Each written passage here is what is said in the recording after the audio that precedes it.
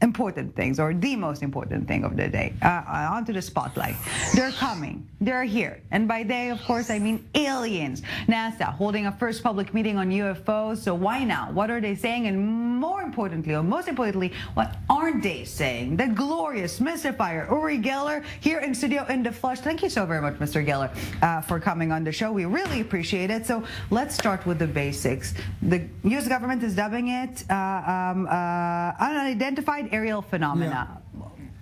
What? Well, look, I do not believe what they said yesterday. I mean, it's my opinion. Yep. I don't want to use the foul word, but I'm angry. And I'm angry because they are here.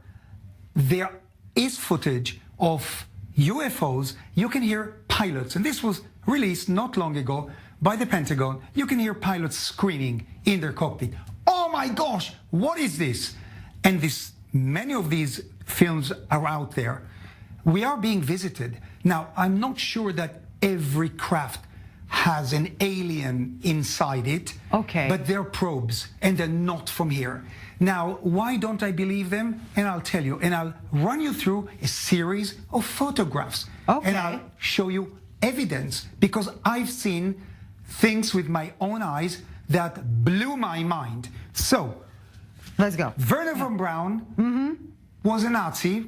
He was brought to America by Kennedy.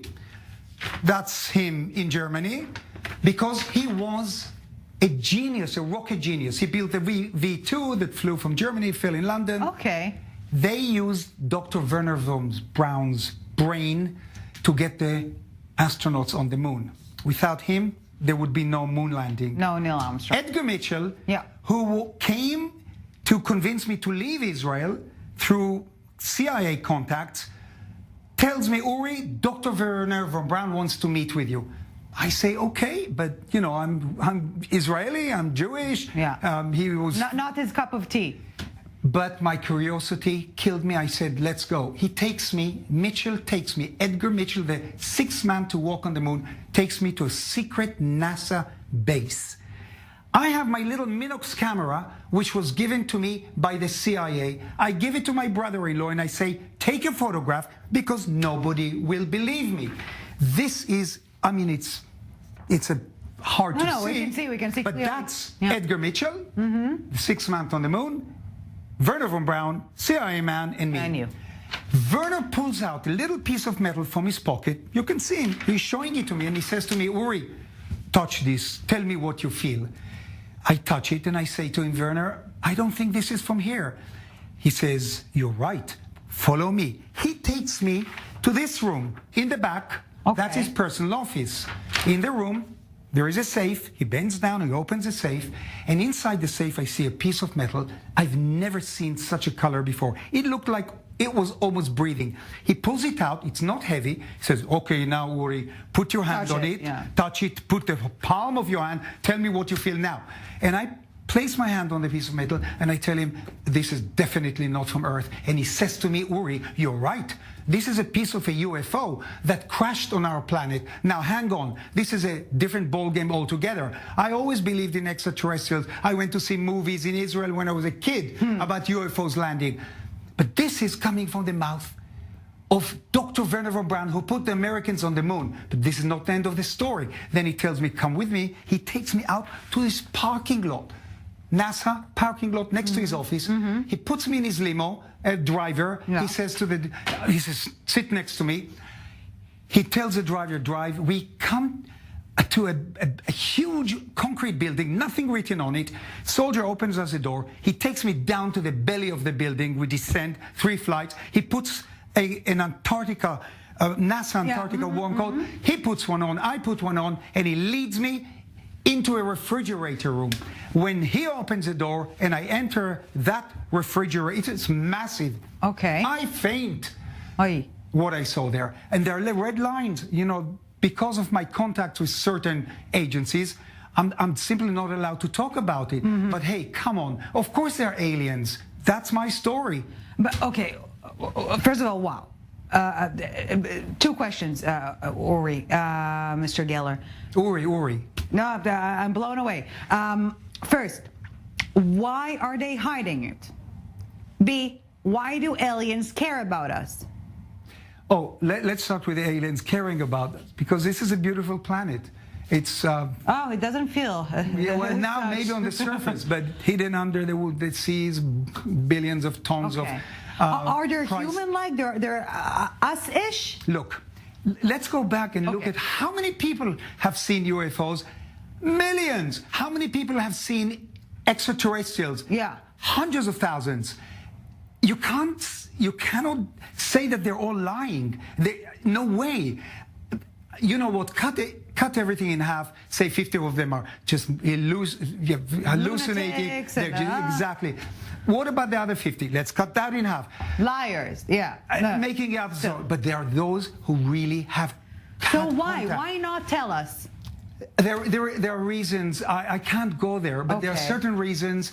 There is a technology that we are examining from a crashed UFO. You know, everything is about arm race, who is going to be the first, who is going to be more powerful, and UFO technology is unbelievable. I mean, those UFOs that the pilots filmed from their cockpits, and you hear the pilots scream, oh my God, what is this? It's flying in such speed. We don't have that technology. We want to know about this technology. We want to harness it and use it. Now, that is the story. Yeah. Russians know about it. Chinese knows about it. Too many. So all the humanity's biggest enemies, China, U.S., Russia, fighting one another. They're all, I wouldn't say colluding, but they're all in the mix of this secret and preventing this knowledge from us. Exactly. Now, if these aliens were bad and they're out there to destroy us, we would have been wiped out a long time ago. But they're positive. I think there will be contact. If I would have to put a time frame on it, I would say in the coming 15, 20 years, there will be contact, open contact. There will be aliens. They will land somewhere. I hope they land on the White House lawn or somewhere in the Louvre in Paris. But there will to make a big entrance. Exactly. Yeah. And I'm a huge believer. And so many hundreds of millions of people do believe that aliens exist. It would be stupid from us not to believe that. Or are we the only ones in the massive universe? Of course not. If we were, what a waste of space. Of course there are aliens, and they're probing us. So should we be fearful of aliens or of governments? Well, of course, of governments. I mean, aliens. Goes without saying. You know, I don't want to go into conspiracy theories, but there are theories also that the aliens are actually the crafts hovering over nuclear plants. Just Google it. You'll find a UFO photographed over a nuclear plant. Why? I have a feeling that they're stopping wars. They are controlling what's happening around the world from the point of nuclear weapons. Yeah. And wow. Oh, Uri Geller, we need to conclude, but before we let you go, I really must ask, is it a burden to carry knowledge as such, or is it a blessing? Oh, definitely a blessing. I've seen things, I know things, I'm in touch with certain agencies. And now you can just cruise. And when we go out, you'll find a spoon, I'll bend it for you without my mind, and you'll see it's real. Well, best day ever, no doubt about that. Uri Geller, Mystifier, thank you so very much for this truly mesmerizing conversation. Thank you so very much. And all right, guys, on that note, this is all the time we have for today, for this week. But we will be seeing you again Sunday, same time, same place, different outlooks, of course. And until then, keep your eyes and minds open, please. And most important, your heart beating as much as possible. Have a wonderful night, an even greater weekend. Thank you so very much for watching. Ciao.